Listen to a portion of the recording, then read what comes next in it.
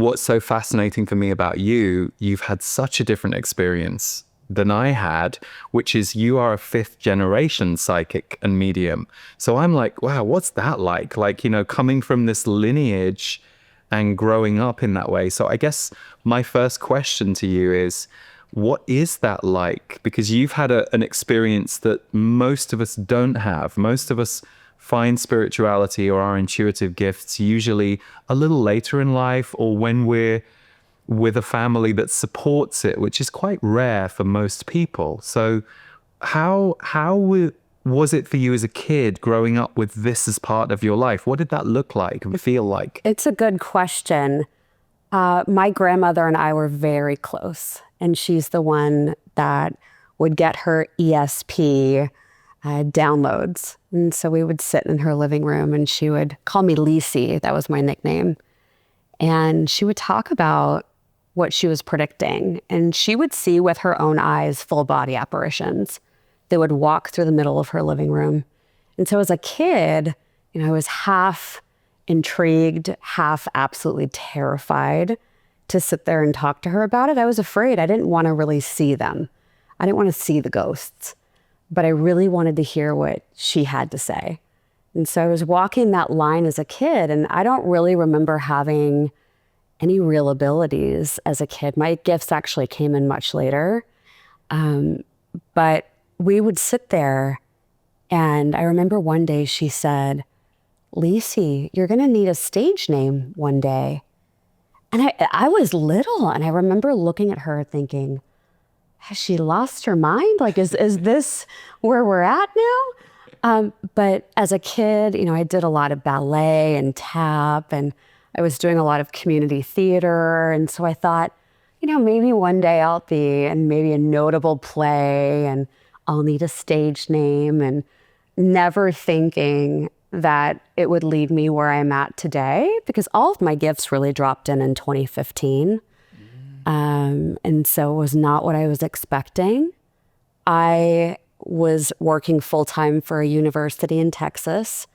I had started a dating and matchmaking company. I was really minding my own business.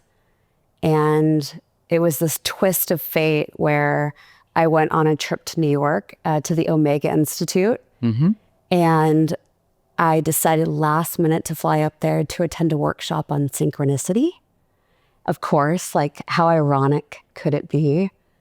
And I go there and I listen to Dr. Eben Alexander, who talked about his near-death experience and his journey as a neurosurgeon, and all of these things happen on this trip. But the last night of my trip, I was staying at a friend's house who just so happened to have a home near the Omega Institute. I had met him through a project in Las Vegas. He said, "Come stay with me. Let's catch up."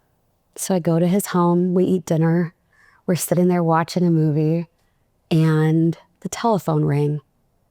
And his family called to tell him that his aunt, that he loved very much, had fallen down a flight of stairs and died unexpectedly.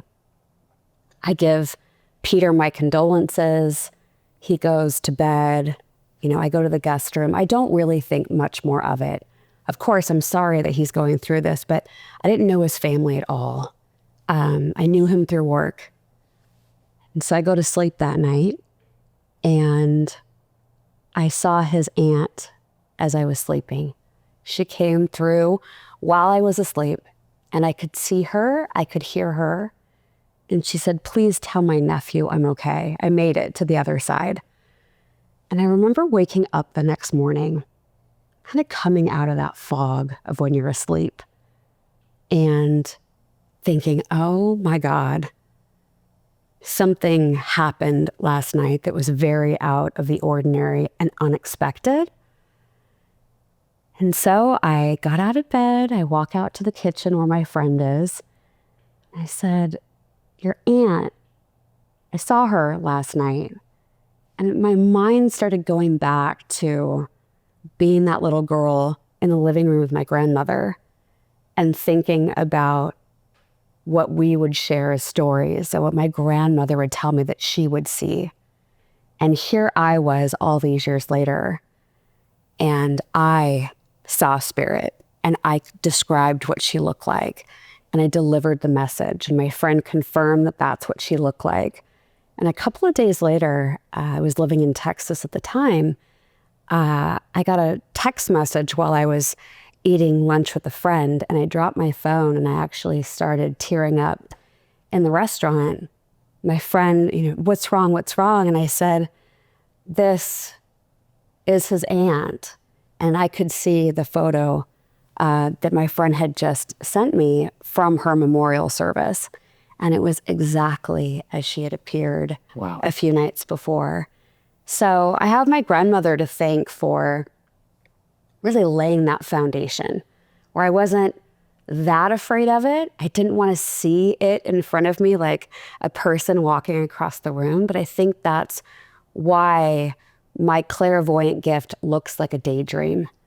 It's not scary. And so spirit uses my senses in a way that feels okay.